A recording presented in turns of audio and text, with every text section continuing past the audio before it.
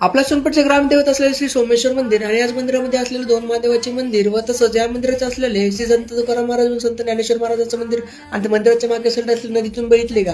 Hello मित्रांनो, मी आहे तुमचा प्रथम दिवशी नवीन एका व्हिडिओमध्ये तुमचं स्वागत आहे. तर आज मी आलो होतो आपल्या सोनपेठचे ग्रामदेवत असलेले श्री सोमेश्वर मंदिर. या ठिकाणी सुंदर या ठिकाणी वातावरण होतं, सनसेटचा टाइम होता. मंदिरापाशी आलो, मंदिराच्या आतमध्ये निघालो. मंदिराच्या आतमध्ये गेल्या एवढे सुंदर असे मंदिर या ठिकाणी होतं.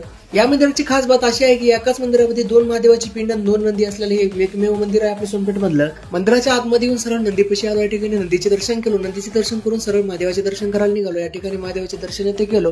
पुन्हा याच्या साईडला असलेला दुसरं एक महादेवाचं मंदिर आहे. तुम्हाला माहित नसेल तुम्ही येऊन लवकर दर्शन करून घ्या. दोन्ही महादेवाचे दर्शन करून मी सरळ तिसऱ्या मंदिराकडे निघालो. तिसरं मंदिर तुम्हाला सांगितलंच होतं मी, संत ज्ञानेश्वर महाराजांचं संत तुकाराम महाराजांचं मंदिर आहे. तिसऱ्या मंदिराचं या ठिकाणी शिखर दिसू लागलं. पुन्हा तसंच सूर्यास्ताचा टाइम होता, तर म्हणलं आपण दर्शन लवकरात लवकर करून घ्यावं. तसंच या ठिकाणी मंदिराचं एवढं सुंदर असं शिखर दिसू लागलं.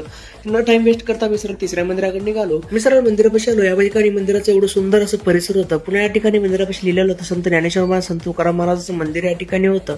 मंदिराच्या जवळ गेलो. मंदिराच्या जवळ या ठिकाणी कुलूप लावलेलं होतं, तरी मंदिराच्या आत तुम्ही दर्शन करून घ्या लवकर. या ठिकाणी सुंदर अशा तुकाराम महाराज ज्ञानेश्वर महाराजांची मूर्ती होती. मध्ये या ठिकाणी देवाचे दर्शन करून मंदिराच्या बाहेर निघालो. मंदिराच्या बाहेर जायचा असाच काही रस्ता होता, ज्या ठिकाणी आला त्या ठिकाणी वापस जायचं.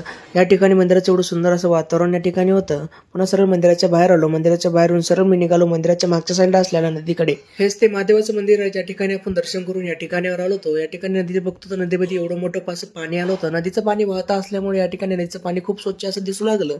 आजचा व्हिडिओ आवडला असेल लाईक करा, शेअर करा. उद्या भेटू एक नवीन व्हिडिओ. Bye bye.